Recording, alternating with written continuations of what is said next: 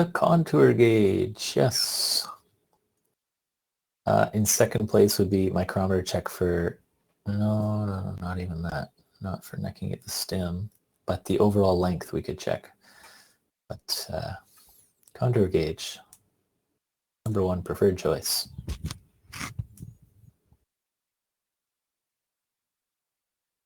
Oh, what does this say?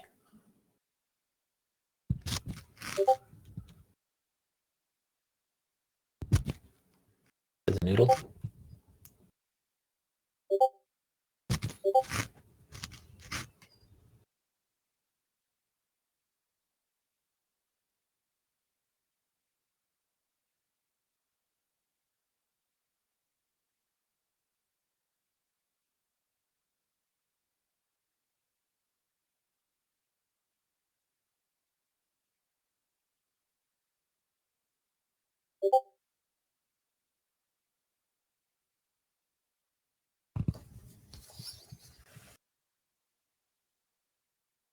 Cylinder choke. The cylinder is larger at the bottom than the top.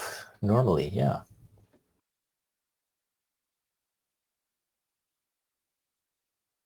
Cylinder is bigger at the top than the bottom. Lager. Who doesn't love a good lager? Okay, cylinder larger. Okay. We need to go over that.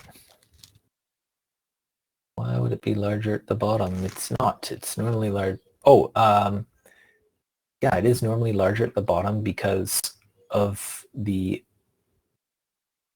during the combustion process, the heat is transferred more at the top of the cylinder. So if I were to draw when the engine's cold, right? I'm exaggerating this. The cylinder is choked. Okay, that angle there. Now, when it heats up, because it heats up at the top more at the bottom, that choke we put in there, once the engine's at operating temperature, it's like parallel once the engine's heated up. But when it's cold, it's kind of shaped like this, the cylinder choke.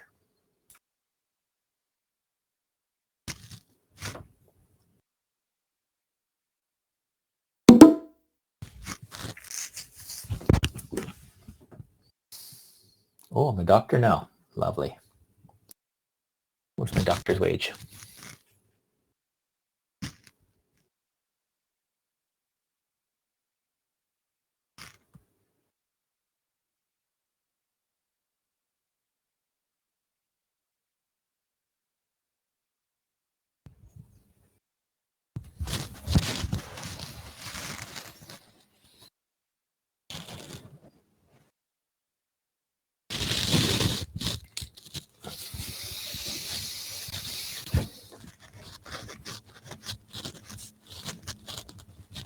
Yeah, we put that ring inside the cylinder and line it up with the cylinder base flange. Then we put our feeler gauges in there. And when we put our feeler gauges in there, we want to feel a slight resistance moving it back and forth. We definitely don't want any side-to-side play. And I think I pointed this out to some in the class yesterday, but you may see these letters L and T. Okay. L is for loose, T is for tight. So while we're using our measuring instruments, if we go, let's say we go 1 thou above or below and it doesn't seem to feel right, but what feels the closest to being correct feels a little loose, then we put an L beside it. Or if we're, let's say that end gap, for instance, well, it doesn't have an L or a T, but where can we have one here? Side clearance. Okay, we put the feeler gauge in between. We push the piston ring in the piston to make sure it's deep in the groove as possible. We put our feeler gauge in there and it doesn't feel like that normal resistance we normally have. Okay, it might be a loose measurement or a T for tight measurement. Okay. It's kind of a T and an L are kind of like half. kind of like a 0.5 added onto that. Okay, it's a little bit of extra. Oh, what am I doing here? There we go.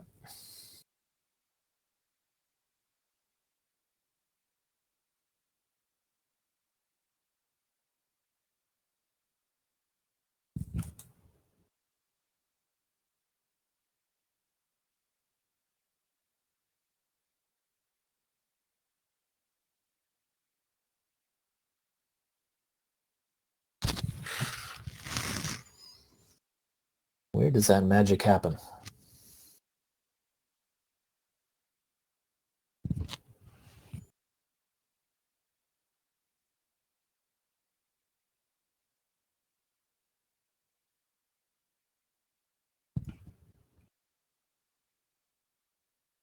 The magic happens at the top of the cylinder, so that's where we're going to get the most of the wear, generally, if everything's working well.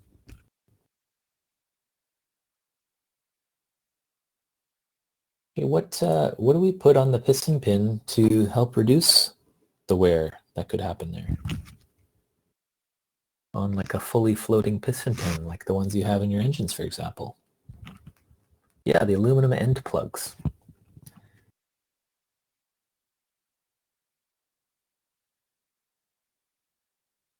Well, this says noodle. Noodle's on fire.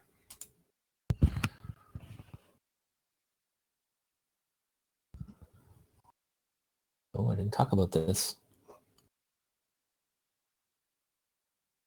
Use your common sense.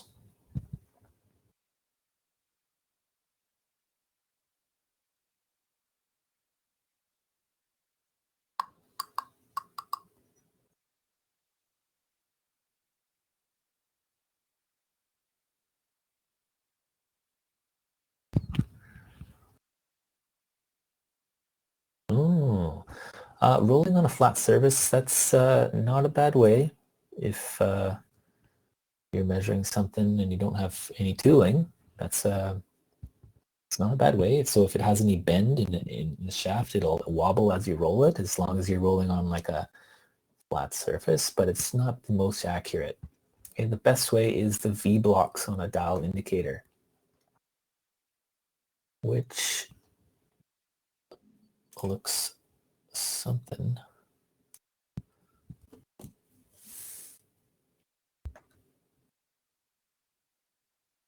So let's say we have a shaft. Okay, we put that on V blocks.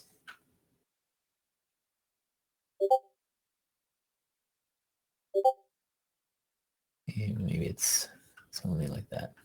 Okay, and it kind of looks like that.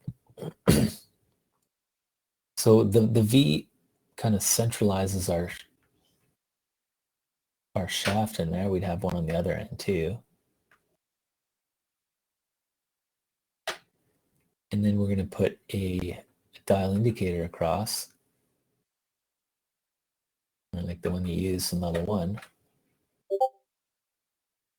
And then we're going to rotate that part around, and we can see very minuscule imperfections in a shaft. I mean, this could be a camshaft, for example, with lobes on it. We'd be measuring like the main bearings. Like a crankshaft we could do with V-blocks as well. Or a piston pin, things like that.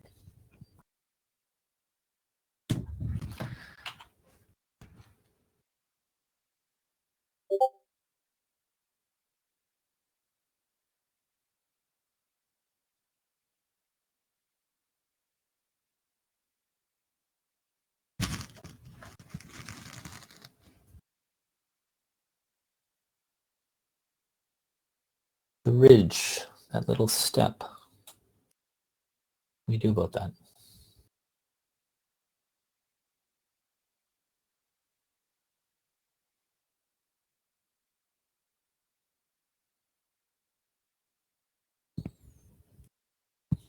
Oh, everyone's right except for these 5 comedians here. Yeah, we can say, okay, well, we can't We can't grind it, cylinder to oversize. What's another name for grinding a cylinder bore?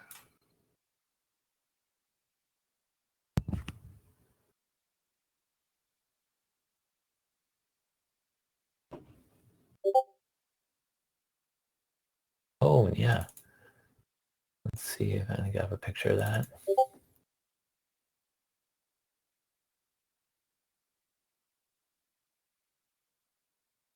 The right folder, of course.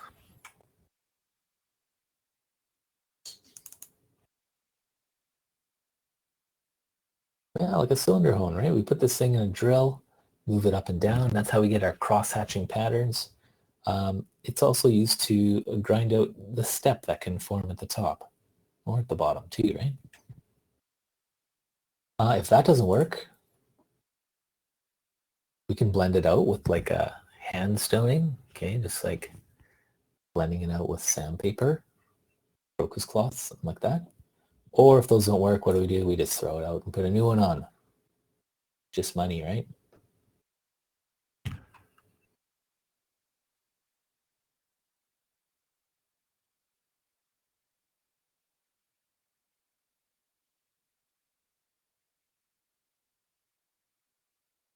Everyone's frantically Googling a Canadian flag.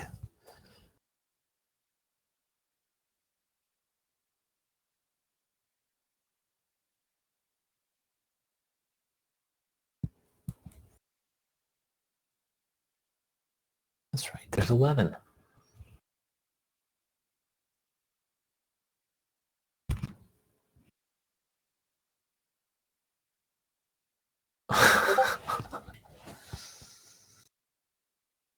Yeah, is that on the citizenship test?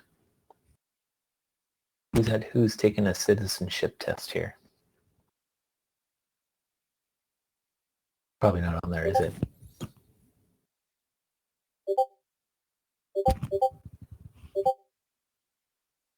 Oh, the A10 comes out of nowhere. Brr.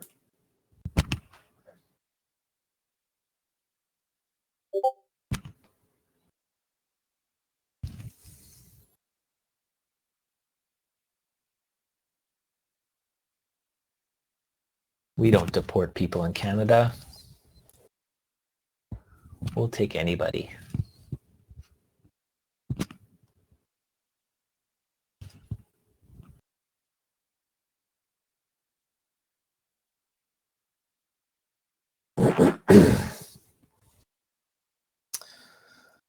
Yeah, those arbors. Those are those. Let's go back to the arbor here. That's these parts here that we put inside the bushings. Okay, those are called arbors.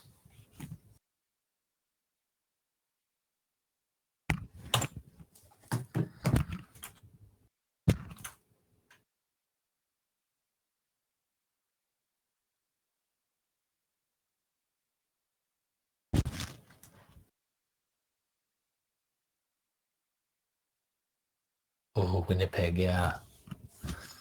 No one wants to go to Winnipeg, do they?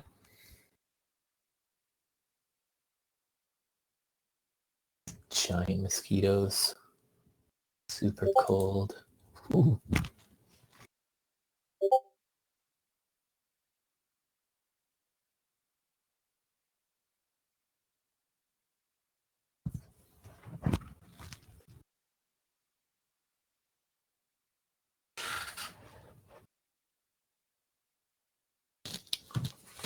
Well, Josh, who doesn't have a better hockey team than us?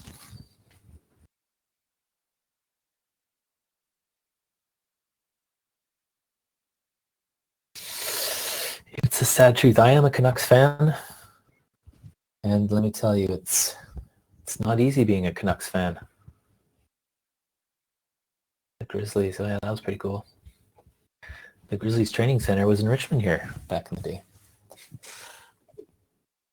Yeah, we can only regrind a crankshaft in only a little bit. And if we do, we have to put oversized bearings in there. Cold straightening, that's just bending metal when it's cold. Hot straightening, that's bending metal with some heat involved. Stop drilling. That's probably our comedians again.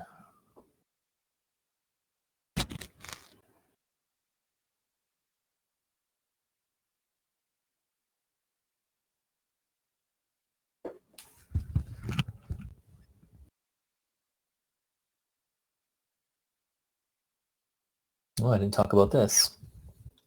What do you think we can do to repair a crankcase?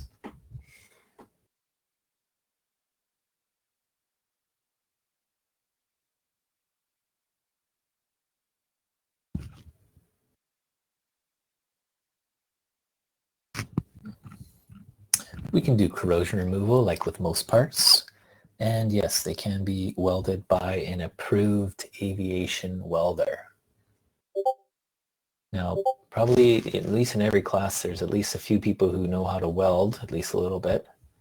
But we cannot weld airplane parts unless you have a specific aviation welding license. Another money-making, I tell this to all my classes because there's not many welders out there, especially in YVR. There's one guy who's been saying he's been trying to retire for at least the last decade, but he still does it because there's no one else around. We can't stop drill a crankcase because we don't want any holes in there because our oil will leak out and our pressure will be leaked out. Hot straightening, come on guys. Come on.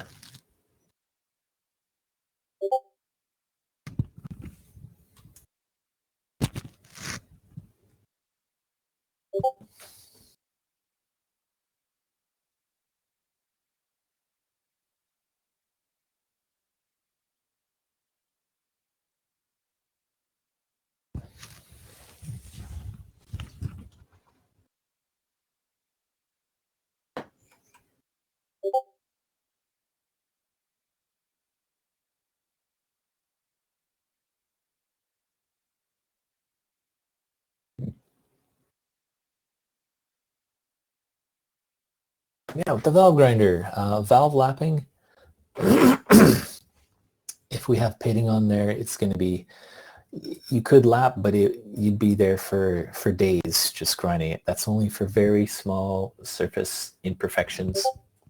If we have pitting, we're going to have to grind it. And after we grind it and test it for leak, we're going to have to remeasure that valve margin to make sure we're within limits.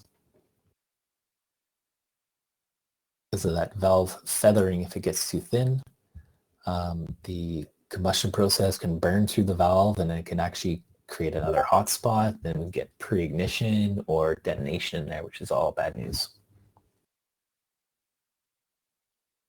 You must replace pitted valve seats. Yeah, if it's worn too much and the grinding doesn't work, then yeah, we just replace it. Crocus cloth and mineral oil would take pitting away. We can use crocus cloth and mineral oil for steel parts to remove corrosion, but not on a valve because we need that valve face to be perfectly uniform all the way around to create a good seal. And if you blend it out by hand, it's not going to have a good seal.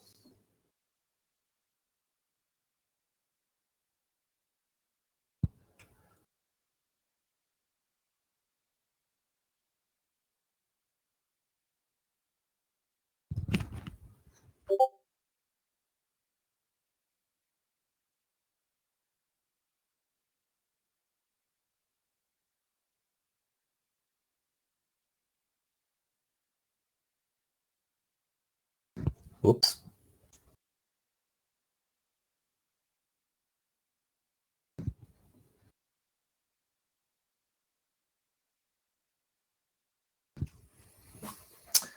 Yes, for those who were paying attention earlier, we replace the pistons on a major overhaul. You don't even waste your time inspecting them. They just go straight into the bin or whatever you want to do with them. I have a piston or two in my toolbox because they're good paperweights. They look cool.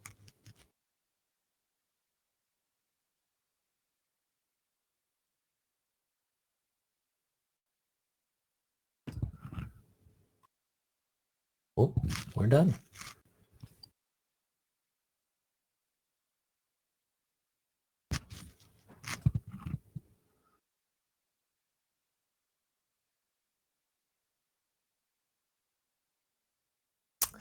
The A10 goes there. Okay, let's see. Oh, what's the best way to shot?